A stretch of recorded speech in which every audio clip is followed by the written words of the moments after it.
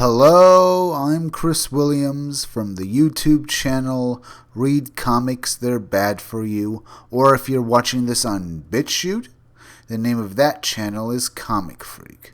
Today we're going to be talking about an article from Forbes. Box Office Hollywood is betting that Star Wars The Rise of Skywalker performs like The Dark Knight? Written by Scott Middleton. I've heard of the name Scott Middleton before. Apparently he's been in hot water by fans of Star Wars and other properties because of his leftist attitude, I think, but also because he completely seems out of touch on the subject of Star Wars and its current future because of all the bad reviews The Last Jedi had gotten, as well as the fact that Solo had flopped. It doesn't look like Star Wars is in any good position to actually make any money. His article begins with them saying about it's only 4 months away before The Rise of Skywalker premieres at theaters. But he also goes into the fact that Cats, the Andrew Lloyd Webber musical, is also going to be premiering on the same day. And not too long after that, Jumanji, The Next Level. His article basically goes into how all of these movies are in prime positions to make as much money as possible. Say if Star Wars is going to not make as much money as people think, those other movies around it are primed to take in movie-going audiences that aren't going to go see it. And that is true because I have a feeling that barring Cats, because I don't think it looks good, Jumanji is in a prime position to take in the movie-going audience that isn't going to go see these movies. He continues with, if you're someone for whom Star Wars has been a defining cinematic franchise, The Rise of Skywalker will be akin to Harry Potter and the Deathly Hallows. And I have to say, this guy is basically out of touch. No. Harry Potter and the Deathly Hallows was a good movie, and Star Wars The Rise of Skywalker, from what I can see, looks like it's going to be a train wreck. But even Deathly Hallows wasn't that great a movie, and most assuredly isn't a touchstone for the going public. And I think The Rise of Skywalker will be a complete and utter failure for Disney. He went on to say other sci-fi and fantasy franchises have also made money, but also he goes on to say The Force Awakens earned $1.131 billion, and how each subsequent sequel has made its own amount of money that has been pretty much more than anyone really thought.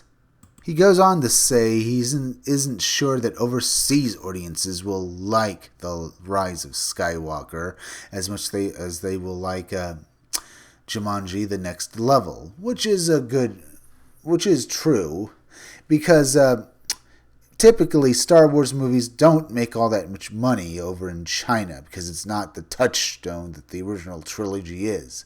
But you gotta understand here, The Rise of Skywalker has pretty much, it's basically a train wreck in the way it has been produced and the way it's been directed. So I don't think it'll make any domestic box office that'll be anything to call home to. The article continues with The Last Jedi is in a similar position The Dark Knight was to reap a huge amount of money from people who will go see it. Basically, it's in the same kind of position with the other movies around it in such a way as the same thing happened with The Dark Knight, allowing the movie to make so much money that it pretty much broke box office records at that point. Yes, I can see it in such a position that people could be hopeful for it, but as I said, the making of this movie has been a total mess. And from what I hear about it, no one is really all that wanting to see this movie. But typical fans of Star Wars aren't happy about this because they don't want to see this movie, especially if it's going to be another Last Jedi. Scott Middleton continues with, one thing that helped Les Mis, a 3-hour emotionally wrenching musical melodrama, was the 2012's year-end movie. The Hobbit: An Unexpected Journey was comparatively for fans only blockbuster. But like I said, The Last Jedi was in the same position as The Hobbit, with other movies surrounding it and placed in such a way as anyone not going to see The Hobbit would most likely see these movies, and those movies made a hefty bounty from it. And now that the Sony's Jumanji, The Next Level, and Universal's Cats will be there to fill the void for anyone who doesn't see The Rise of Skywalker. Especially if Star Wars The Rise of Skywalker underperforms in other countries, particularly China. The article continues with, if Jumanji The Next Level holds the line compared to Welcome to the Jungle and or Cats pulls in Mamma Mia numbers outside of North America, while The Rise of Skywalker takes a notable and or catastrophic Jurassic Park 3 level drop outside of North America, it may be a closer race overseas. The Rise of Skywalker could play like Revenge of the Sith, plus 25 domestic and plus 38% overseas, and hopefully top $1.7 billion. This is what Disney and Hollywood hopes with all these movies and their respective positions will make as much money as possible.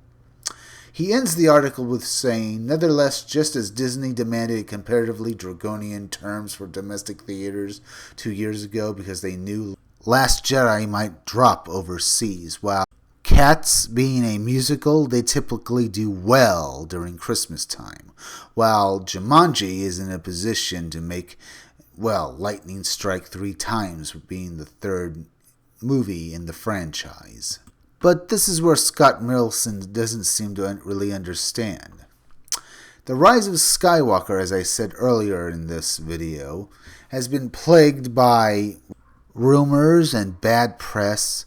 We've heard that time travel will be included in Star Wars The Rise of Skywalker, how they are trying to fix what Rian Johnson ruined in The Last Jedi. The fans, and I being one of them, know that that's going to be impossible.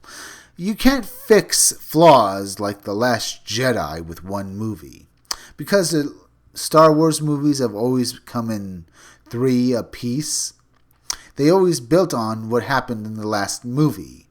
Now that you're going to have to try and fix everything with time travel in one movie, it doesn't sound like that's possible, because usually they, as I said, build on from what happened in the last movie. In Star Wars, it ended with the Death Star blowing up, and then the Empire struck back, and Han Solo ended up in carbonite, with Luke Skywalker losing his hand to Darth Vader after he just learned that he was his father. You can't fix this all in one movie if you check out a huge chunk of the lore of this current set of movies, because you'll have to go back and fix all of that what happened in The Last Jedi. And, movies that do that have typically failed. I mean, if the narrative of these movies isn't on solid ground, then it pretty much shows that, what the fans watched in the last movie is meaningless, and that the creators don't really care about what you are trying to sell us. So why should any of the fans or any of the domestic audience besides the fans care about a movie like that?